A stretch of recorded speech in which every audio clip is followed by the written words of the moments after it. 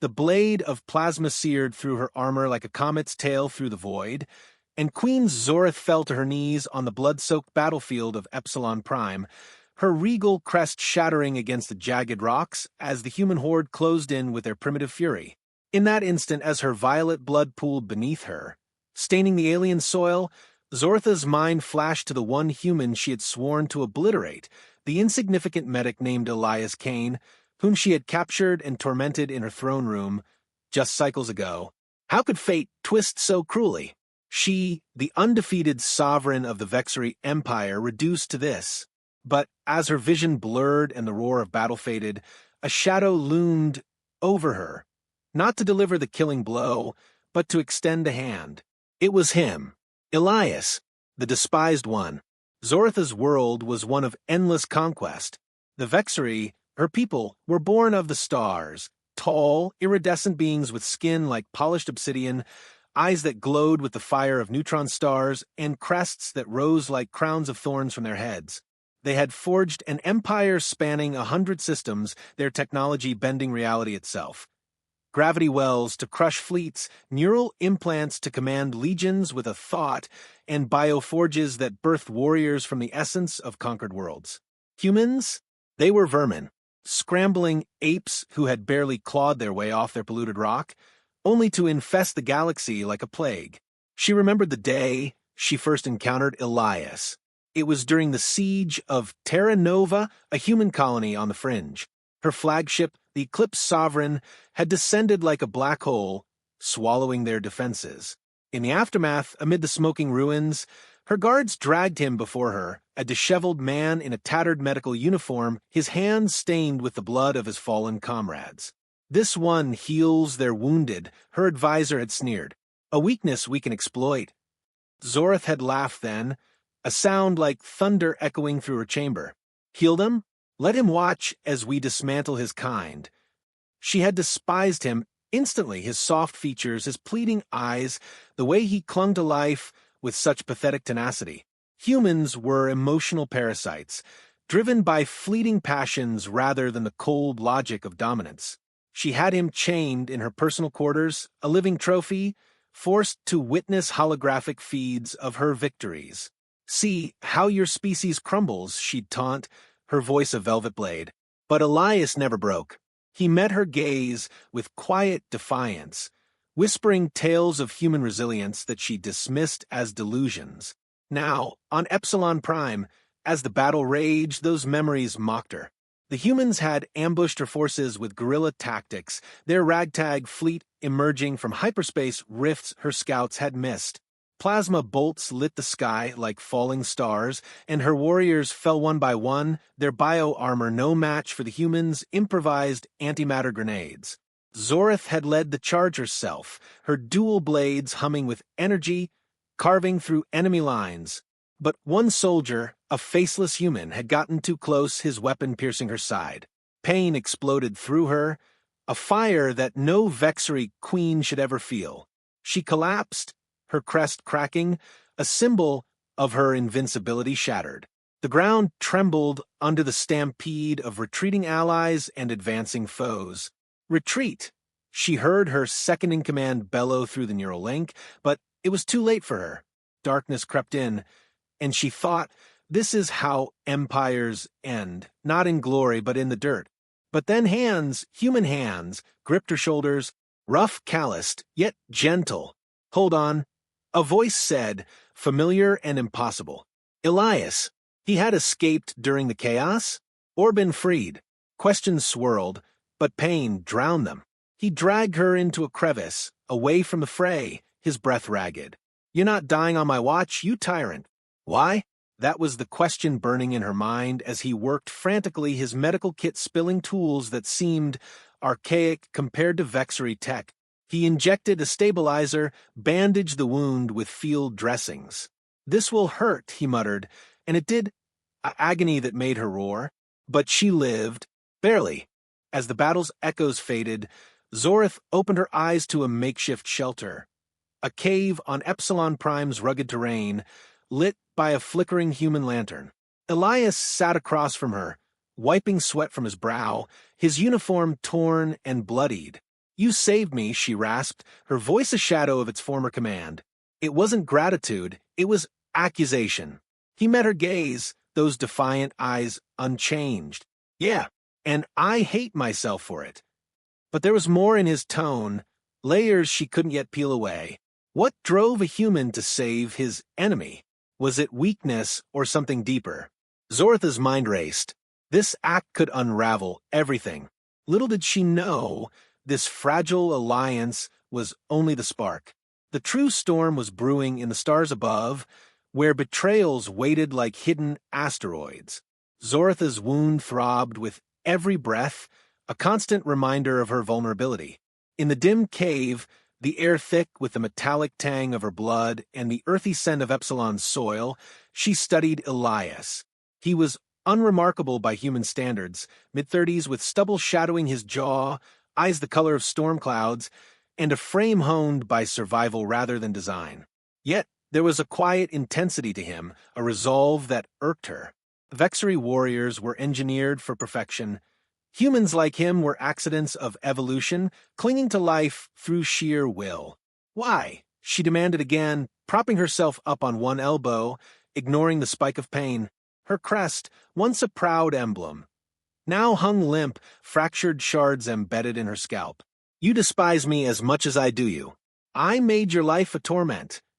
Elias poked at a small fire he'd built from scavenged debris, the flames casting dancing shadows on the cave walls. Despise? That's putting it mildly. You destroyed my home, killed my friends. But I'm a doctor. I took an oath do no harm, even to monsters like you. His voice cracked slightly, betraying the conflict within. He glanced at her, then away, as if looking too long might reopen old wounds. An oath, such a human concept, binding oneself with words rather than neural imperatives. Zorath sneered, but inwardly, curiosity stirred. In her empire, loyalty was coded into the DNA of her subjects.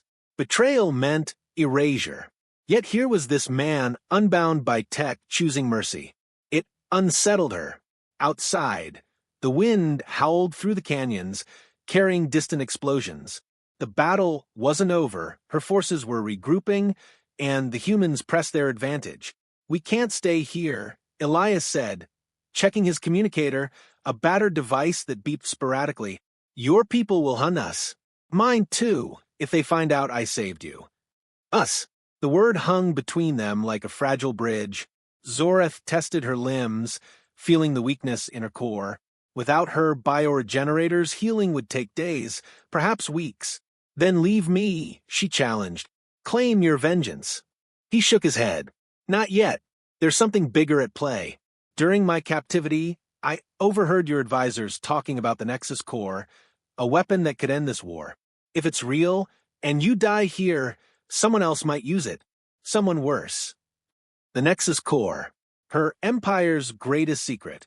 A device buried in the heart of Vexery Prime, capable of unraveling space-time, wiping out entire systems. Only she held the activation codes, imprinted in her neural matrix. If she perished, her treacherous brother, Prince Kale, would ascend and unleash it without restraint. Elias knew. How? You spied on us? Zoratha's eyes narrowed, glowing faintly with residual energy. Survival tactic, he replied with a grim smile. Now we're stuck together, at least until you're mobile. As night fell on Epsilon, stars piercing the sky like accusatory eyes, Zorath pondered this twist. Alliance with a human? Absurd. Yet necessity bred strange bonds. But what lurked in Elias's past that made him risk everything? The answer would come soon, and it would shatter her world. They moved at dawn, Elias supporting Zorath as they navigated the treacherous terrain. Epsilon Prime was a forsaken world, crimson canyons carved by ancient rivers of acid, flora that pulsed with bioluminescent veins, and skies perpetually choked with dust storms. Her wound ached, but the stabilizer held, numbing the pain to a dull roar. Elias had fashioned a crutch from wreckage, and she leaned on it begrudgingly, her pride warring with pragmatism. Tell me about the core, he said as they crested a ridge, overlooking a valley scarred by battle craters.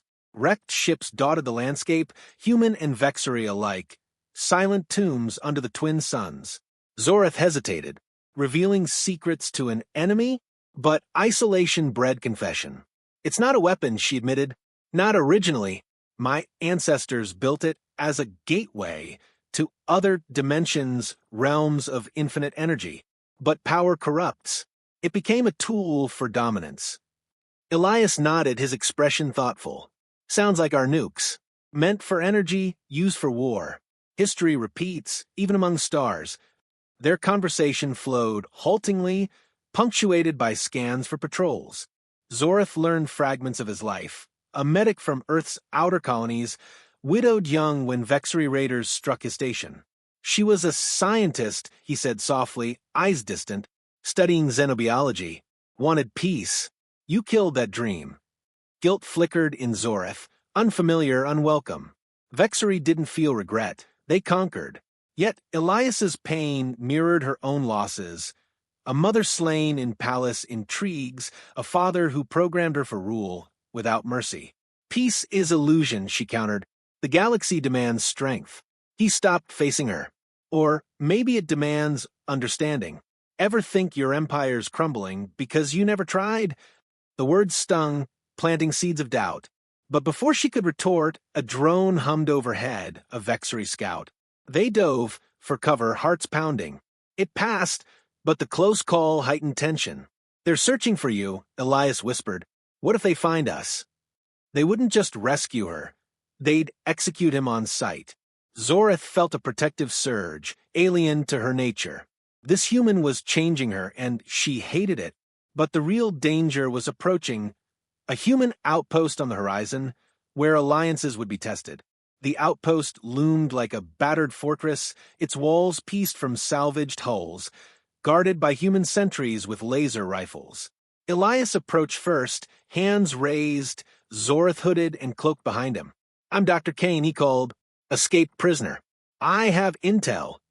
The gates creaked open, suspicious eyes scanning them.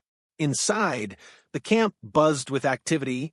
Wounded soldiers in med bays, mechanics repairing fighters, commanders poring over holomaps. Colonel Reyes, a stern woman with scars crisscrossing her face, met them in a tent. Kane, we thought you dead. And who's this? Elias unveiled Zoreth, eliciting gasps. Weapons drawn. She's wounded. Prisoner. But she has information on a Vexery superweapon. Chaos erupted, shouts of kill her, clashing with Reyes's command for restraint. Zoreth stood tall, despite pain, her presence commanding even in defeat. I am Queen Zoreth. Harm me, and my empire unleashes hell.